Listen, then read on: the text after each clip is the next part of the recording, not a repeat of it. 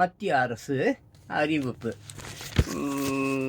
இந்த நிலையில் நேற்று முன்தினம் திடீரென குடியுரிமை திருத்த சட்டத்தை அமுல்படுத்துவதற்கான விதிமுறைகளை மத்திய அரசு வெளியிட்டதுடன் சட்டம் உடனடியாக அமுலுக்கு வந்ததாகவும் அறிவிக்கப்பட்டது. இந்த குடியுரிமை திருத்த சட்டத்துக்கு கேரளா, மேற்கு வங்காளம் போன்ற மாநிலங்கள் எதிர்ப்பு தெரிவித்து உள்ளன.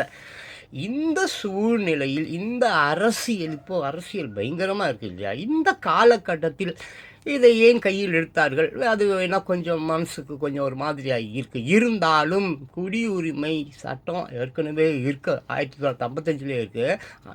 அப்புறம் அதுக்கு அடுத்து 2019 திருத்த சட்டம் கொண்டு வந்தாங்க. ஆனால் என்னை பொறுத்த மட்டிலும் இது ஒரு 60களிலேயே இது வந்திருக்க வேண்டும். ஏங்க என் வீட்டுக்குள்ளார எல்லாரும் உக்காந்துப்பா, நான் கம்முன்னு பார்த்துன்னு இருப்பேனா?